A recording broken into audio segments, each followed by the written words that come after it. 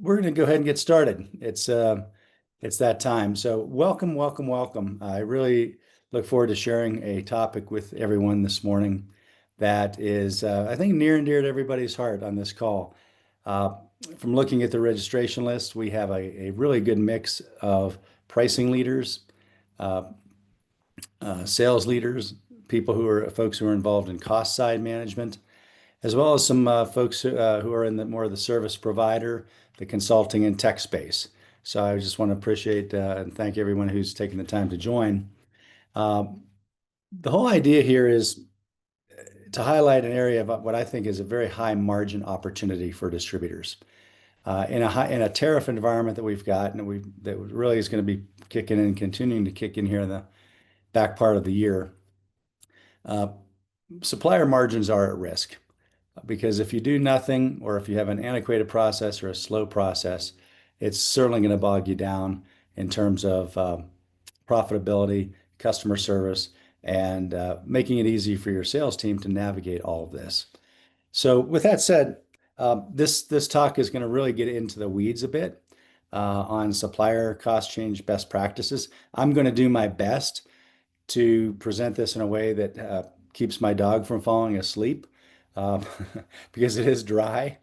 But we're going to make it as interesting and fun as possible because it really can make a difference for you and um, for your company. So with that said, we're going to kick off and talk about why does this matter more now? Every distributor has had a has some kind of a cost change process in place, right? Otherwise, we wouldn't be in business. So what's different now is that supplier cost changes are no longer a once a year sort of 1 or 2% event. And it's sort of routine, back office, out of sight, out of mind. And it was of the volume and magnitude that your internal teams and your tools could handle. What I think we've seen in the last year or so, or the last 6 months for sure, and we likely will continue to see, is a more accelerated cost change effort by manufacturers to pass along cost increases that are due to inflation generally, but also more precisely due to tariff exposure. So why this matters more now for all of us is that tariff cost pressures are here. Cost increases will squeeze your margins if you're not careful and if you're not alert to making sure you're passing things through the right way. Also, there's a siloed process. You know, a lot of this stuff is done across functions, across departments, and it's not always a process that's streamlined and holistic, if you will. However, it's also a controllable process. We're going to unpack this and break it down into six discrete steps. But the whole idea here is that in the midst of tariffs, which are very uncontrollable and maybe a little bit of a little scary, something as routine and established as a cost change process is controllable. And if you can tighten it up with better speed, better accuracy, and better communication across your chain all the way from your supplier to your customer, you're going to be better off. And let's face it, in this day and age, customers and your suppliers and your sales team, they just expect management to have this stuff figured out, right? Maybe in the past, people dealt with bad, sloppy manual processes, but more and more, there's just less tolerance for it, right? I think maybe we can agree on that. Is that we want to, as leading distributors, we and advisors to leading distributors, we want to be in a position to make this a true competitive advantage. So let me open up with a question, and then I want to make a couple introductions. But I wanted to get you thinking, what would it take? Is it possible to make tariff management a competitive advantage in your company? Is that even realistic? And I'd just like to throw that out as a quick question and maybe get a couple responses. Is this something that's attainable to try to take this routine, mundane back office process and turn it into something that's front office, strategic, and enable sales as a competitive advantage? Any thoughts? Well, while you're thinking about it, because I don't want to have to pick on people, and I want to introduce some folks who are helping me out with this today, and that is Lindsay Young, who is president of Three Aspens Media. There's Lindsay. She is a leading expert and marketing expert when it comes to wholesale distribution, and she works with all kinds of folks that are in the distribution channel. And I work with her as to help me with what I do in my marketing for my business. So thank you, Lindsay, for being here. She's Happy to good. be here. She's going to help out with managing questions and watching the chat. Also, Dylan. Dylan is also here behind the scenes with Three Aspens Media, and he has also helped get this set up and help manage the process. So I like doing these webinars, but I also like knowing that I have some help to keep an eye on things and make sure it stays on track, and I try not to screw things up too much. Um, so going back to the question, what we're going to answer is how you can make this a competitive advantage for your distributorship. And if there's no comments right now, I respect that, but please please feel free to speak up. I want to make this as interactive as possible. And with that, Lindsay, maybe take a pause here to see if there's anything in chat. Yeah, there's one comment from Curtis in chat if you want to take a look at that, responding to your question. Oh, would you mind just reading it for me so I Sure, don't not a accidentally problem. close the window? He says you can use it to leverage sales and inventory and strategic front loads. Yeah. And I'll tell you what, Lindsay, would you, let's see here. Let me see if I can find Curtis here. Yeah. Oh, yeah. Curtis, I'm going to unmute you for a second if that's okay.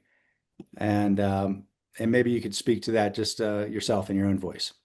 Yeah, we leverage some of the tariff increases with pre-sales, looking at customer spend. We use our CRM tool, our ERP system to identify key customers, particularly with a handful that we knew were coming with 30-day notice. And then we leverage that to buy up, and then we're able to strategically keep that pricing on the inventory that we purchased lower than what the tariff came in. So we're able to kind of front load some cost savings for customers, but then we're able to manipulate some of the background stuff too. So we had fairly good success with a handful of lines from the electric distribution side that we were able to achieve that with. Mhm. Excellent point. Thank you, Curtis. Yeah, and that would seem like that's in some ways result in a competitive advantage for you and for your company because you maybe got out more proactively than some of your competition. And I would imagine your customers really appreciated that opportunity to go ahead and buy forward a little bit to save some money. And you got the sale, they got what they needed at a lower cost. So great example. All right, we are going to thank you for that, Curtis. We're going to go ahead and break this down because the idea of the cost change process is not, again, not something I spent my whole career in distribution, and it wasn't really until I got into pricing leadership role and it started peeling apart the elements of pricing and profitability that it became obvious to me that wow, this is a huge deal that we need to get right. And this were my years at Graybar, but I've also seen it with other distributors. The reason it's a bit of a mystery, I think, is that it's traditionally sat in a very siloed, functional silo. And what do I mean by that? How many different, and maybe another way to say this is to ask a question. Think about your company and how many different people are involved in a cost change from a supplier. And we're going to walk through this. And so maybe think about this in terms of your business and maybe your job and your department or the teams that you work with together, and how you might start connecting these dots in a way that makes sense, not just for your department or for one department, but for the business as a whole. Really from point A to point B, from your supplier to your customer, and with you all as the distributor in the middle. How are you handling these things? And we're going to just break it down. So the six key breakpoints where you're either going to win or you're going to lose is how you're going to receive the supplier notice. That sounds pretty basic, right? But we're going to get into a little bit of this detail to say, well, maybe it's not as always as obvious and easy as it sounds.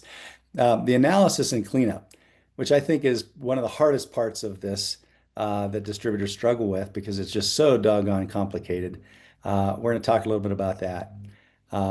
And that might typically be your cost management team that's receiving these, and is charged with figuring out how to get that done. The next is to load it up to your ERP. And I say ERP, but it could be whatever your system of record is for order entry, where you manage your costs and where you manage your customer order entry. I think for most distributors, it's in your ERP system, but it has to go from, again, what the supplier was telling you they're going to do with their cost and to putting it into your system so your system knows what cost it needs to do, needs to use for purchase orders, for pricing, etc. The fourth element is sales decisions. And this is a point I think that Curtis brought up here just a few minutes ago, is it's really important that your sales leadership is engaged. And if you're in the pricing or cost side, help get them engaged, nudge them along if they need it, help them out. Because there are certain strategic commercial decisions that really should be part of this whole process. Whether it's the front loading inventory, talking to customers about what their needs are and trying to help them save money as well. But also when tariffs come through the chain, through the channel, how are we going to apply them to who, how much, and there's some really important strategic commercial decisions there that might not always be addressed up front as much as they should. So we're going to talk about that. The fifth step is the pricing strategy execution. And this is really going to be part of your pricing team or your pricing leader role if you have one, or a team of analysts that work in one of the departments. You want to make sure this gets executed. So it's all well and good to have a process, but it has to get across the finish line. And the last thing is customer price acceptance. And that is, when your customer ultimately accepts the higher price, if that's what you choose to do. And so the whole idea of these 6 steps is to minimize the time between when you get a supplier cost change notice and when your customers accept the price. And I'm not talking every customer and every price, but in aggregate, if you're taking on additional cost from your suppliers, you have really a couple choices to make, and that's how you're going to either going to absorb it, you're going to pass it through, or some combination. Ideally, this process is seamless so that in a perfect world, if your supplier gives you a cost change notice and it's effective in 30 days from now, you have 30 days to get all this stuff done. And ideally, for your principal clients or strategic customers that are buying a lot of that supplier, your sales team's in front of them, talking to them about what that means for their business, what it means for their prices, so that when that cost change is effective and you're paying a higher cost to get the goods, that you're in a position to then pass that through and realize that in price increases so that it becomes margin neutral. And again, there's going to be some exceptions to that, but this whole idea is to compress this, make it tight, make it streamlined, automate it where you can, so that second you get your cost change increase from a supplier, you know that 30, 45 days down the road when it becomes effective, and to have that price accepted by your marketplace as much as you can. I'll take a pause here. Lindsay, are there any questions or anything in the chat? No questions right now, Scott. Okay. Are we tracking all right so far, everybody? Thumbs up. I hope you're saving your questions and discussion points to last, because this is really, I'm going to spend probably about a total of 40 or so minutes on the content presentation.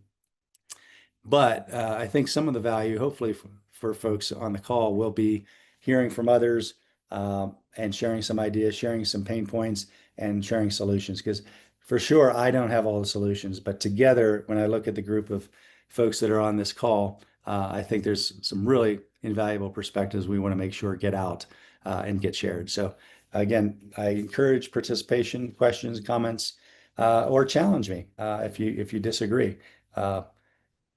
We want to make this as useful as possible for everybody. So the next slide here, we're just going to start getting into some of this, and really this is a breakdown of the detail of each one of those steps. And so you think about, well, it sounds obvious. Well, the clock starts ticking when you get a supplier cost change notice. But let me ask you this: who on this call knows where those supplier cost changes go to? Do you get them? Does your purchasing department get them? Does your accounting department get them? Does your sales team get them? Does everybody get them through different channels? Does anybody really know? Um, what I would encourage you to do is think about that. And so don't take it for granted that, oh, somebody must get it because it somehow happens. Um, Oftentimes, I've seen where those assumptions fall flat because it turns out that the people getting them might not be the people that are in charge of processing the analysis and the uploads. And so you have all this internal noise and communication going on when it could be quite simple. The first thing you want to be thinking about is making sure you're getting written notice in advance. Uh, this would be particularly true of your large strategic suppliers, and particularly even more true of suppliers with where you have distributor agreements. There should be language in those DAs that have time frames, and maybe 30 days is maybe a standard, but whatever it's going to be, make sure that you're getting enough advance notice from your large suppliers that these things don't become a surprise and then you're scrambling at the last minute to try to get them into your system. That's a recipe for margin leakage and a lot of frustration. Um, so that may or may not be your role exactly, but the point of all of this is if you're on this call, you care about this and you're in a leadership role where you can help make sure that and ask how this is getting done. Making sure the notices go to the right people. So, one maybe best practice that I've seen used and I've used myself is making sure those top suppliers have the emails of all the appropriate people who need to get the supplier increases. And maybe that's certain key individuals, but also importantly, it might be a group email that goes to the cost team or the procurement team that's in charge of this process in your business. Because what you don't want to have happen is somebody who's on vacation or somebody who's left the company or who misses an email. You'd rather try to take this off an individual's shoulders and put it into a sort of a group or a pooled email so that more eyes are on it than just one person. Because again, the last thing you want is a major supplier sending a cost increase through and it doesn't get to the right people on time and you end up losing valuable time in that process. One other little thing here, and I'm be curious to hear some comments or feedback, is to maintain a list of these supplier cost changes as a reference point for your sales team. Wherever they normally go to look at stuff, and that might be your CRM, it might be a portal that you use for logging on, or another reference point resource where your sales team, when they say, "Oh, I wonder when was that last eaten Kraus-Heinz increase? How much was it?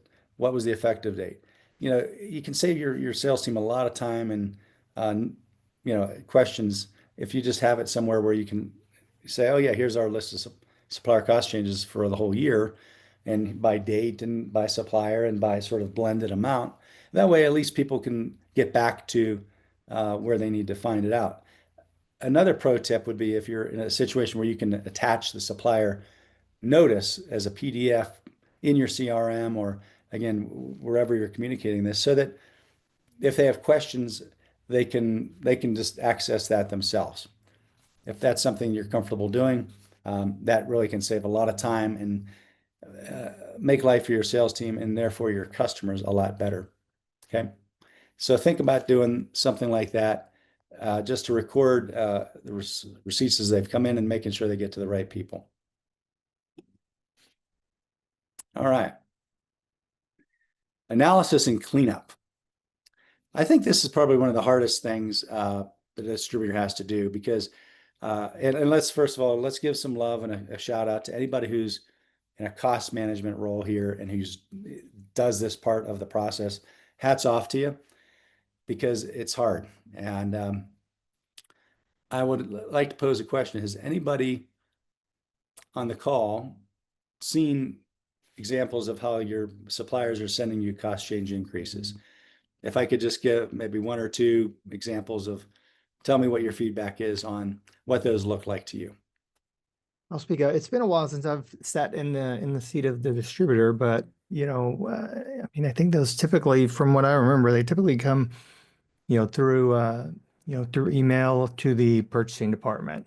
And I've been in companies where the purchasing team was really good about communicating those increases out. And then I've worked for other companies that, that weren't so good. And I think it's important for the sales, sales leader, sales organization to know, when, when we're having those increases and what the extent is so that they can communicate to their, customers or key accounts particularly and kind of become a, valuable source of information as opposed to just, the customers being surprised. Mhm. Great point. Any other comments on what you normally get? And if you've not seen these, we're going to chat a little bit about it, but I'm just curious to have some sharing of what you see when these come in. Well, if you ever want to make your eyes bleed, or if you ever want to get a good night's sleep, keep a stack of supplier cost change increases next to your nightstand, because I've read a lot of them, and they're typically going to be the effective date. They're going to talk about maybe a blended increase overall, but then it's going to break into product groups, product categories, maybe even SKU level, but more than likely product categories that in theory should match up with your master data in your material master in your ERP, so that if product group ABC is affected at 8.7%, then you can naturally map that to your ERP master data. Say, oh yeah, this product group ABC, everything's going up by this cost, and here's our new cost. Okay, but it can be a little hairier than that. And so I'm going to just run through this slide, and then we're going to talk about maybe some ideas and tools that are out there that are available to make this easier. One thing is make sure you have knowledgeable staff and tools in place. So it's easy to say that, but unless you're really measuring this process as a strategic sales alignment and sales strategy, you may end up finding that the folks doing this work don't have all the tools, may not have as many people or the resources they need to get the job done on time, which you should try to solve as quickly as possible. You need folks who care and who have the right training and the right knowledge to be able to review these announcements for both accuracy and detail. You need to make sure they know how to map those product or suppliers and product categories into your ERP so that the cost changes are accurate. They're probably wrestling with master data issues. I'd be surprised if they're not, because every distributor has them. Doesn't mean you have to have perfect data, but if your master data on your material side is not structured as well as it could be, or does not match how your suppliers do it, that's just going to be brutal to try to figure that out. And probably in reality, it probably won't get figured out, and you'll end up finding there'll be margin leakage there and service failures there with pricing being wrong or PO's costs being wrong to your supplier. So a lot of that creates rework behind the scenes. What I encourage you to do is seek continuous improvement. It doesn't need to be perfect, but work towards getting better all the time. So whether it's you yourself or people you work with, make sure that is something that's on the radar for appropriate management to make this process stronger in your business. Another area, and we have a few sales leaders on the line, review pending large orders in process. So if I'm a sales leader and I see that there's a 8% cost increase coming through in 30 days for a large supplier that a lot of my big customers are buying, that's one thing. But what about orders that are already been quoted, booked, and are in process? They just haven't landed in the United States yet if they're coming from offshore. So there's been no tariff charges yet. What you're going to want to make sure you're doing is talking to your suppliers about, hey, I've got these 5 large orders that we placed 2 months ago. There's a lead time. And so by the time they hit the port of import in the United States, tariffs are in effect. How are they going to handle that? And the experience might be different for different distributors and different vendors. But what I've found is some of that is negotiable. That's certainly stuff you should put on the table to make sure that your large orders that are committed to customers at a fixed sell price can be delivered at a fixed sell price, unless there's absolutely no possible way that can be done. because that ultimately will become a discussion and negotiation or a compromise or a concession by the distributor. And you want to make sure you're proactive with that as much as possible. Hopefully that resonates. And um, any examples of that, or any comment from particularly our sales leaders or executive leaders on the call where you've seen that happen or not happen? Okay, well, we'll keep rolling through, but keep that in your mind, especially if you're in a sales leadership role, or even if you're not in a sales leadership role, but you're in the cost side or pricing side and you see these things coming. Make sure that your sales leadership has visibility of them and encourage them and nudge, push to make sure that those conversations are happening. Because maybe you can get some relief from the supplier in some cases. Maybe you can't. Maybe there's some compromise. But what you don't really want to do, in my opinion anyway, is just eat the increase when you get billed by the supplier for the cost you thought plus the tariffs. You know, you're either going to have to pass it on to your customer and explain why, or you're going to have to eat it. And so a lot of this is about making those business decisions clear, so that you know what you're doing and it just doesn't just happen to you. If that makes sense. The last point here is there are tools available to help with data formatting between your supplier and your ERP. Basically, it helps clean up and sync up that data.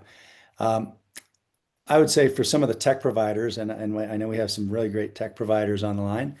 I'd love to hear if you have any thoughts on this. But plan A for this is EDI. So if you have large suppliers and you're a distributor that is capable of EDI, try to do EDI. That automates a lot of it, and it doesn't mean it's perfect, but it's a lot better than trying to do it manually. Um, there are other tools in the marketplace that are not EDI, but you might think of as EDI light, that help distributors give the people that are doing this work the tools, and maybe even I'll even throw out AI buzzword.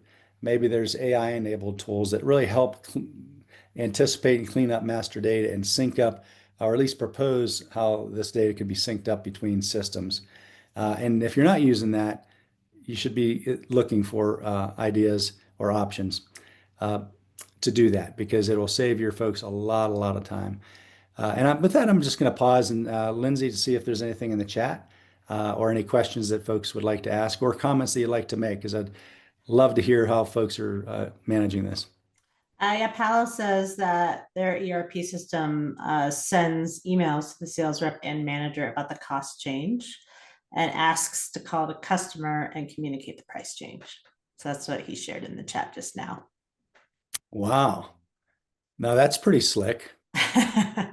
That's advanced placement, I think, right? Because that's ultimately what you want to do, is you want to make this a process that's as easy for everybody as possible. And for your sales team, who has got a million things on their plate every day, if you can tee up for them those notices, and maybe that the way you're doing it, or possibly it already knows that, hey, if I'm getting an increase from supplier ABC, it's maybe not blasting that out to every sales rep. It's blasting it out to the sales reps who the system knows are selling a lot of that product to certain customers. And it can even be more prescriptive to say, hey, supplier ABC is going up by 8.7% in 30 days.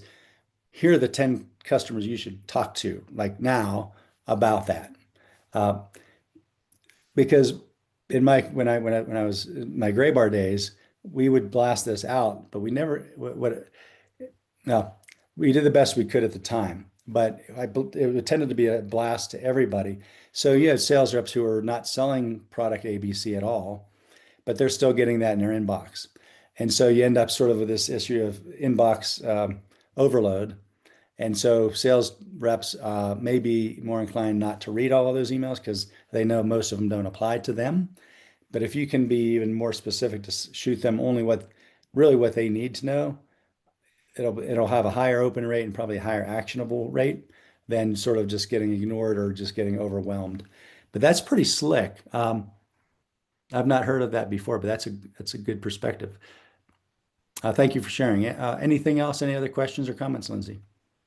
I was just going to comment on what you just said there. Because what I like, when I go back to my days sitting in the pricing manager seat, I feel like a lot of times there was almost a disconnect because I think of the world through like, customer classes and product families and what's changing and adoption and those different things. But the front line, the sales organization, the branch managers, they think in terms of customers. So I think to your point, anytime where we can say, hey, we got this price increase coming up and it's going to affect these accounts, right? Now you've captured their attention. You've communicated in a way that resonates with them as opposed to my language. Thank you, Marshall. Is there, I'll give one more question or comment. Is anybody using a tool other than EDI? Similar to the first example of having run through the ERP, is anyone using other tools or are other people using their ERP? I know we have some tech solutions providers on. Feel free to speak up if you've seen that with your clients or if you're a user of that.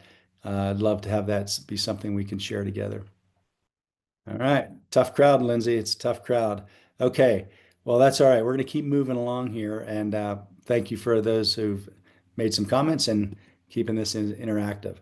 So this next slide is maybe if everything else is done right up to this point, then this is maybe the kind of the easy part, because once you get the cost change notice, once you know how it's going to apply to which product groups, and you can map that out to how you're going to put it in your ERP, then it becomes a mechanical process, whether that's manual, whether that's a file upload with Excel into your ERP, whether it's EDI, or another sort of big data management service that helps sync those systems. That part, in theory, should be easy once it's teed up and ready to go. I could be wrong. If I am, please call it out. But I think this is the step where it should be pretty quick. But if you're in a leadership role, or if you're in a management role overseeing this, or even if you're not directly overseeing it, but you're in pricing, or you're in finance, or you're in sales, make sure you get to know the people that are in charge of doing this. Pay them a visit, or have a phone call, and just check in with them, see how they're doing. And what I mean by that is just double check with them on how their current workload looks in the light of these tariff increases coming through the channel.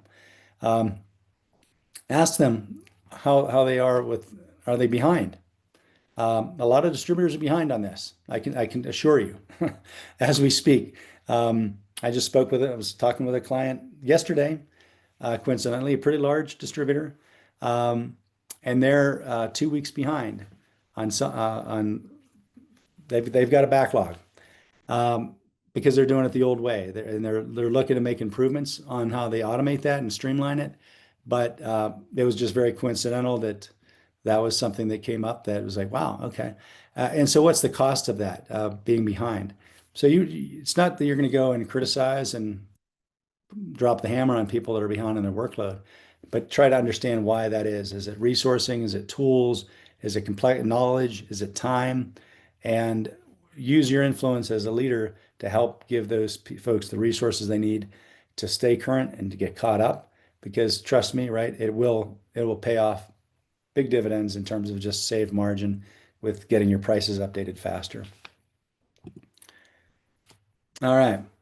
Sales management decisions. This is I think, a really key strategic part of that makes this a possible competitive advantage for your business, and not sort of a back office administrative role that nobody knows really how it's done. I would argue that this, especially with tariff increases, this has the potential to be something that's more front office, that's on top of mind with sales leaders that have the ability to help execute this with the customers the right way, and have an important role to make decisions about strategic commercial decisions about how these things are applied. So I'll just ask a question. When you get a 8.7% increase from one of your largest suppliers, what's the right answer? Do you automatically pass 8.7% cost increases on to every customer that buys it? Do you have a rule around segments, customer size, or other sales management criteria that you might say, hey, some customers are going to get 8.7% increase, some are going to get a pass for 30 days. Some are going to get more than 8.7% or something in between.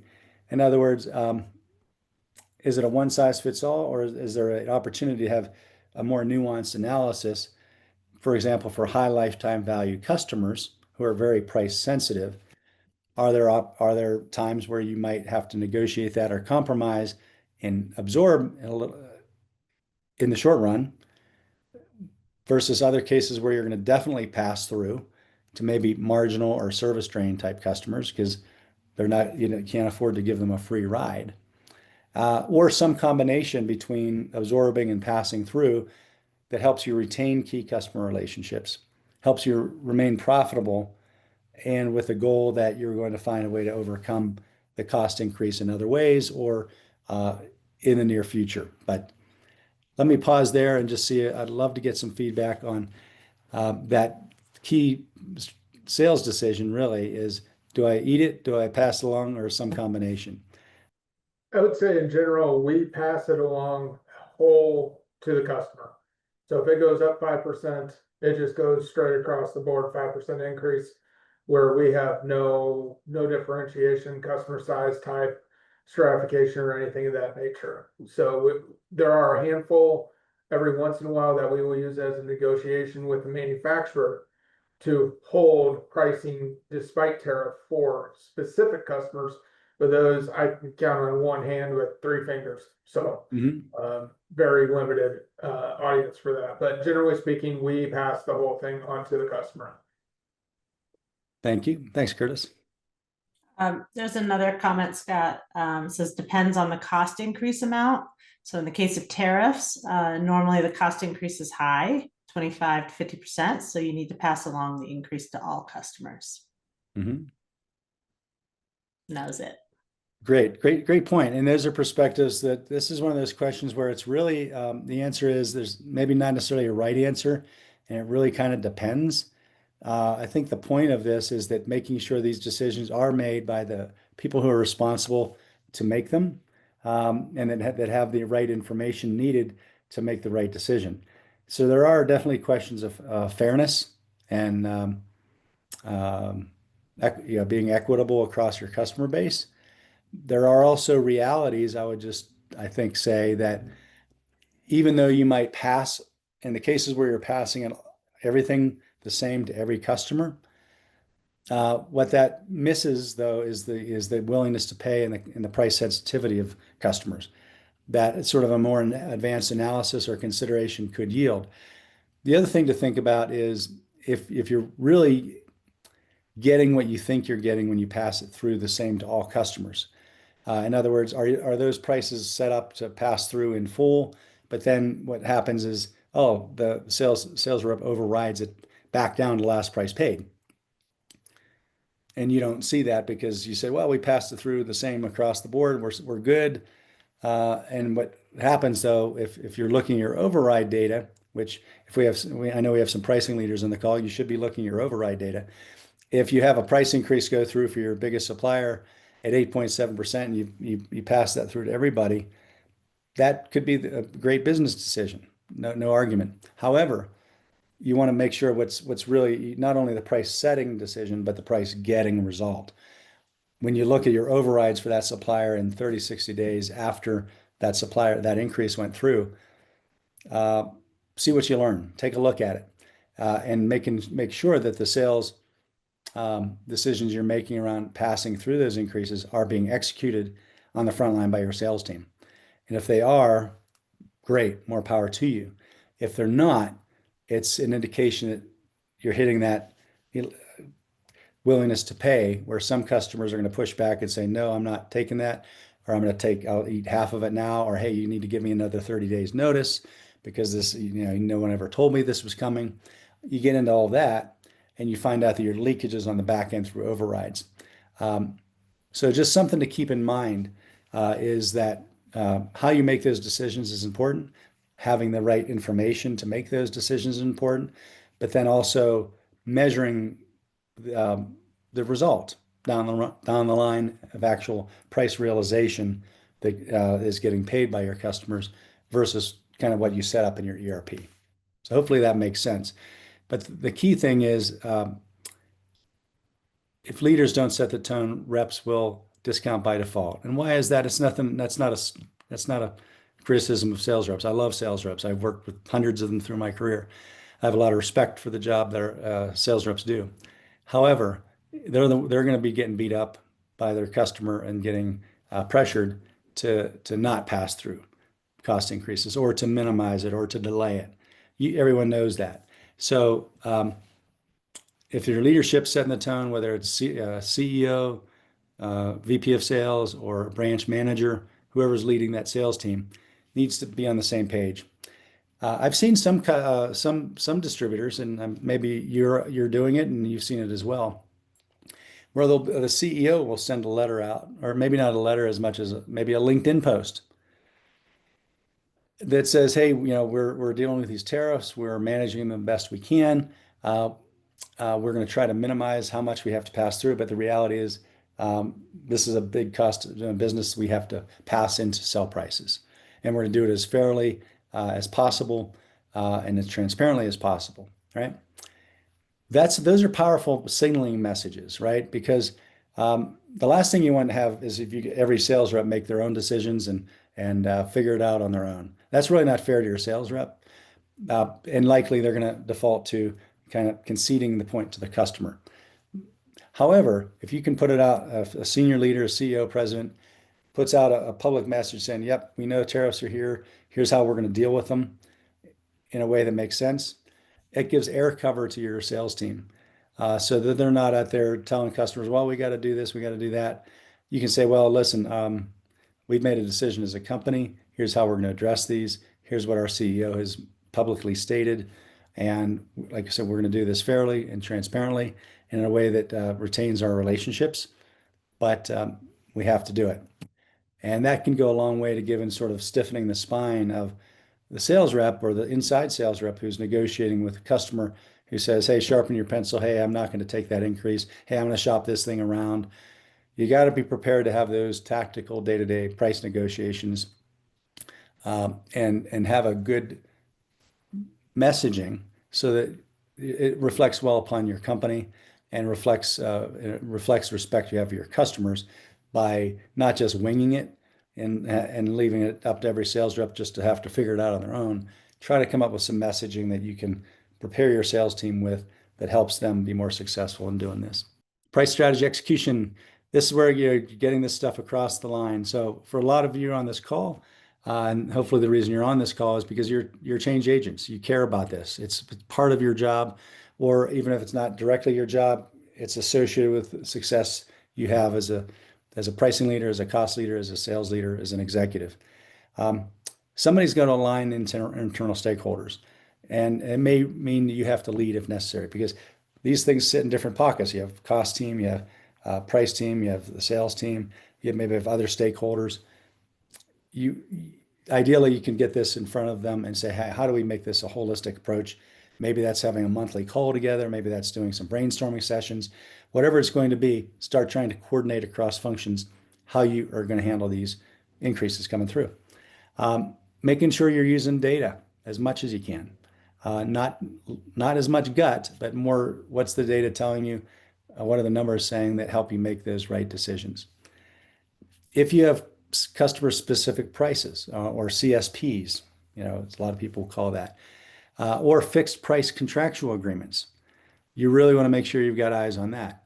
So a lot of distributors will have fixed price contracts or net sell prices that are fixed sell prices regardless of cost, right? If you have that, and whoever's managing that, maybe it's your strategic accounts group, maybe it's someone in the pricing team, maybe it's someone in the sales team. Whoever it is, you got to make sure that in light of cost increases, how are you handling your nets? How are you handling your fixed sell prices? Because that's a recipe for eating margin unless you have the ability and you are entitled through your contractual agreement or negotiation to talk to the customer about a cost increase that's coming their way so you can increase that sell price. Otherwise, you're just going to have that sandwich where your cost goes up, your sell price stays the same, and your margin goes down. That may or may not be something you want to deal with. And you probably don't want to deal with it very long, even if you have to do it for a while. ultimately you want to find when those renegotiation windows open up so you can talk to your customer about it and affect a price increase. And if things aren't working right, or if there's issues, or there's customer complaints, or if there's churn, or customers threaten to leave, stop buying from you, that shouldn't happen if you're talking to them openly and honestly. But if it does, making sure that this gets escalated to the right people so that you can try to reduce unnecessary churn due to how you're executing this price strategy. This is really the time if you're the pricing leader or a cost leader, this is your time to shine. And if you're in the sales team, lean on your pricing team to help you do this. This is their time to shine and really help the business do better. Lindsay, I'm going to pause for a quick minute. Any questions or comments in the chat? Nothing right now, but if Okay. anybody has any questions or comments, feel free to throw that in there and we'll address them. Okay. We're winding down to about 10 more minutes, so I'm going to hit some of these maybe a little lighter touch than the others and still try to leave a little room at the end for open discussion. Customer price acceptance. This is the last stage of the process. And simply said, any delay in a customer accepting the new price is a margin leak. So as a distributor, the question is how you want to deal with that. Again, there might be some times where you accept a small delay in customer price acceptance and you eat a leak in a short run to retain the customer relationship and retain business. Maybe that just makes good sense to do. Just make sure you're knowing when you're doing that, and it's more the exception than the rule. As one of our participants mentioned earlier, this is another really, and maybe I didn't mention it on the earlier slide, but Curtis did, is talk to your suppliers about where you might get a delay or an exception.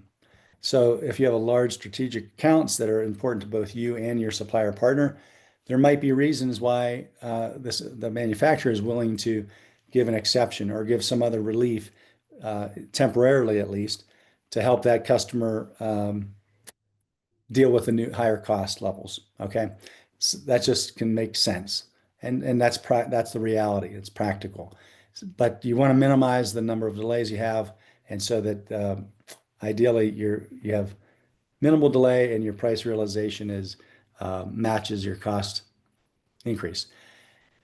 A pro tip for measuring this is, let's say, October 1st, you have a price increase from your largest supplier. Okay. And then you go ahead and you affect this process and you want to know how it worked out.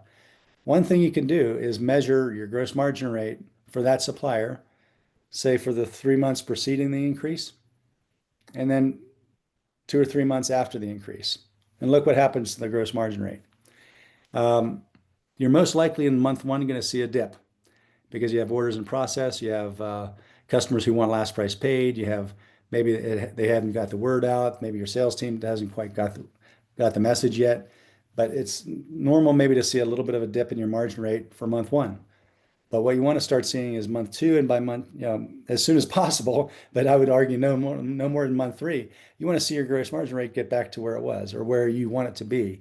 And so you don't have, and that's a very quick and dirty, easy way to just measure maybe your top 5 suppliers, what's happening before and after your cost change increase. And you can even go back and look at this. So if you know one of your top 5 suppliers had a big increase August 1st, well, if you have the data and you have a good analyst, go back and look at, hey, what was your sales margin rate for 3 months before the August 1st date, and then measure August, September, and see how you're doing. And you can look at that then by customer, you can look at it by branch, you can start breaking it down by sales rep, and it helps you isolate down real quick where you have leakage and where maybe you need some coaching, or you need some discipline, or you need some customer negotiation to cure that leak. So hopefully that makes sense. And the better you can get at that, make it part of your routine with your pricing team and with your analysts and your sales leadership, you're gonna minimize the leaks you have because you're gonna be watching it and you're gonna continually get better at making sure those things are done promptly, accurately, and in a repeatable way.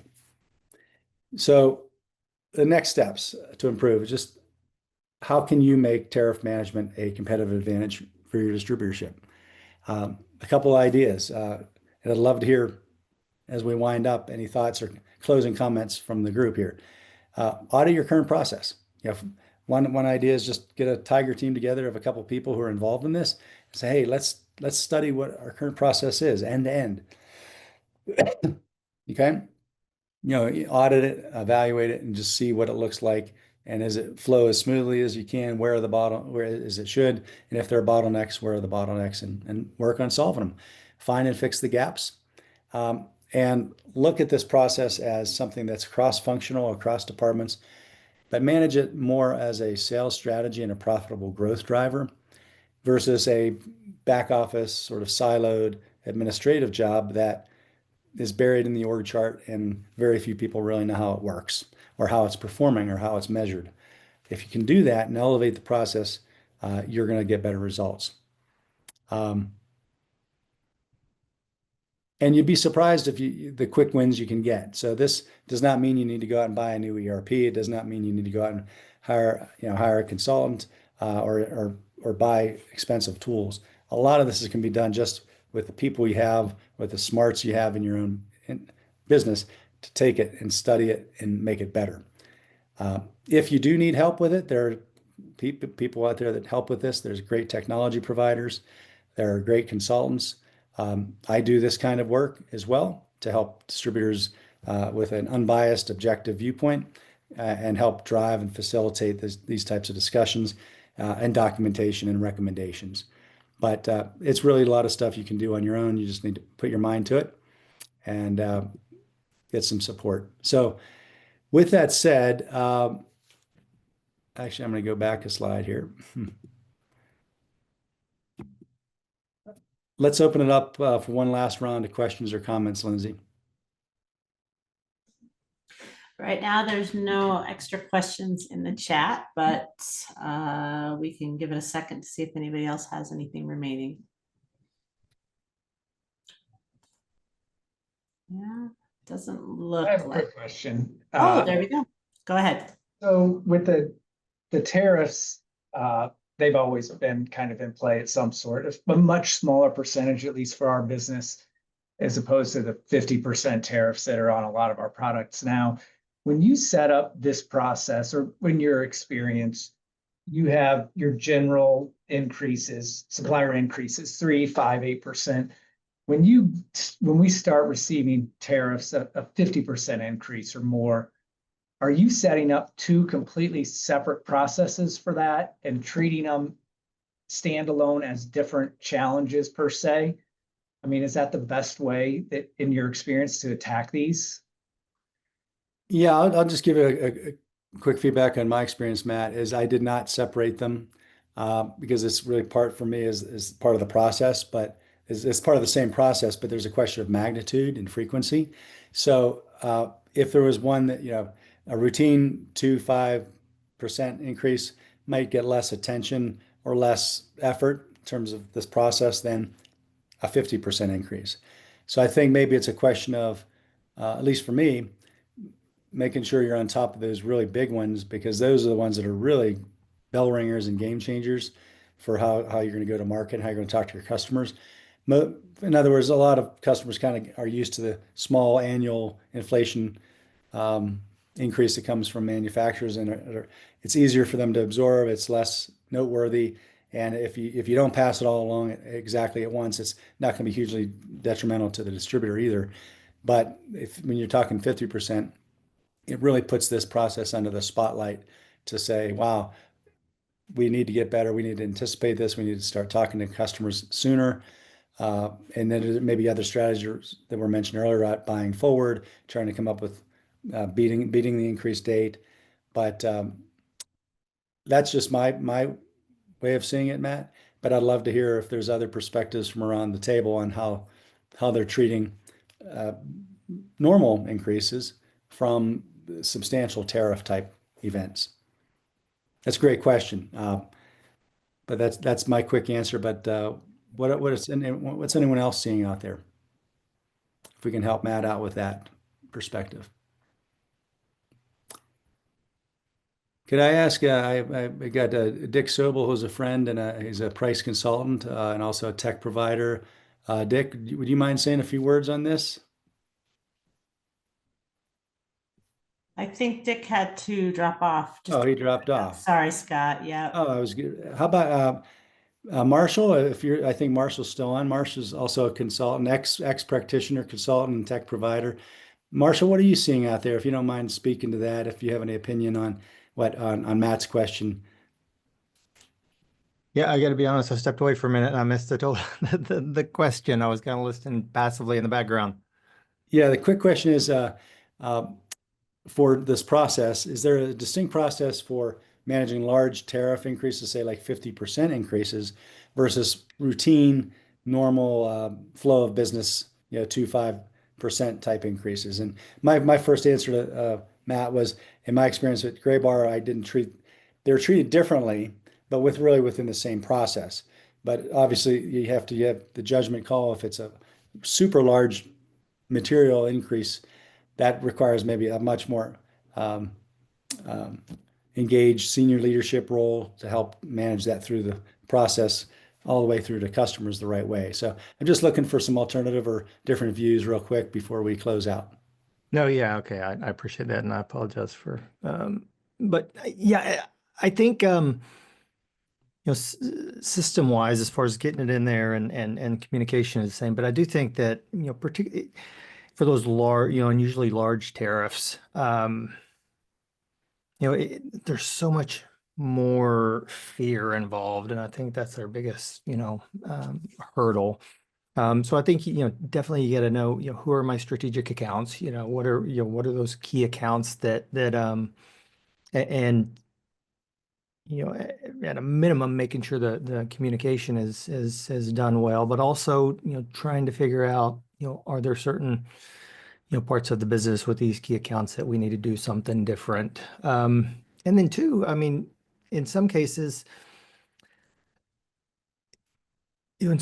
making an internal decision as to, is this something that, we want to, push out the entire increase, or do we want to try to, identify, what are kind of the core items in this and pass on less there, but then maybe, well, when you're talking about a 50% increase, it's hard to get, more on the non-core, but being a little more targeted or prescriptive, particularly with regard to, those, those key accounts, those strategic accounts, what, that are buying heavy on that. So I don't, system wise, yeah, I think I answered not necessarily about, system process way, but those are kind of my thoughts as with regard to those big ones. It's hard. I see a lot of times, with any increase, larger than even, 10% or, that a lot of times it's really scary to pass on even that. And in today's environment where 50% is not necessarily unusual, we hear it all the time on the news, right? Mhm. Anyway, Yeah, so thanks. yeah, that's my thoughts. Thanks, Marshall. And Matt, and just to wrap up, maybe a couple final thoughts as well as for the rest of the group on this. These are opportunities when you have something like that, it really opens up the sales negotiation playbook to say, well, are you going to, assuming you don't have alternatives to buy American-made goods or you don't have alternatives to switch vendors, if you're riding with that vendor and that's just simply the cost of doing business, then it becomes how you're going to talk to your customer about it. And again, I think honesty and transparency is the right way. But then there's negotiation where the customer might not be inclined to want to pay it all, or they may have vendors who are holding cost or meeting them somewhere in the middle. And those become negotiation elements that maybe you start thinking, hey, what are the trade-offs? For example, if I give you a break on this increase, or I delay it, or I don't go all the way 50%, what would be the right number? What's the offsetting piece of business that it might take to help you as the distributor deal with that your customer can help you with? For example, mix questions. So maybe they're buying a bunch of stuff that's going to get a high tariff, and you're trying to understand how the math and economics work with that. But they don't buy a lot of maybe your accessory items, your items that have relatively higher profit margins that they're buying from somewhere else or buying from disparate distributors, where you might put an offer on the table to say, hey, well, here's what we can do on the tariffs to give some relief or at least some temporary relief until, they can figure out how to manage the cost downstream in their business. But you offer up a give get, where if you're going to give that, what can they give you in return in terms of either higher volume, other products that you sell that are maybe good shelf goods, higher margin, that they'd be happy to give you the order for instead of a competitor. And so you end up with a bigger market share with that customer, and maybe you kind of deal with a tariff hit through getting margin in from other sales of other products that you're currently not selling. But there's a variety of maybe those sorts of negotiations that you can enter into that look at the whole customer relationship and lifetime value holistically, not just, well, hey, we have to pass this whole thing through, even if the customer tells us to pound salt. You have to figure out how you're going to negotiate that and what are the give gets that economically make sense for you. So hopefully that helps with some extra perspective, Matt. Yeah, thank you. Thank you. Well, that winds us up here for this webinar today. And I would just encourage you, if you'd like to stay in touch, email me here at scott@pricingfordistributors.com if you had questions, comments, feedback, or if you'd like to offer some ideas for future webinars. Love to hear from you. If you'd like to book a one-on-one call to talk more about what this whole subject means for your business, no charge at all. I'd love to hear from you and be happy to talk to anybody. And if you're inclined, if you like this kind of conversation, and if you're looking for more of a community of peers and folks who are pricing practitioners, sales leaders, cost leaders, and you feel like maybe you're on an island and would like to join a group, I do have a community I've started called Margin Max Network, the Margin Max Network. It's easy for me to say. And if you go online to my website, pricingfordistributors.com /Margin Max Network, I'm offering a 30-day free trial if you want to sign up and check that out for more frequent types of calls, Q&As, and special content. So I'll just leave it with that. And Lindsay, as we wrap up, is there anything in the chat before we close? Nope, I think that's it. I think we've covered it all. Okay. Well, thanks to everybody who's participated. It's been great talking with you this morning. I hope you're taking away something that you can use in your business to help make tariff management a competitive advantage. And until next time, thanks. Talk to you later.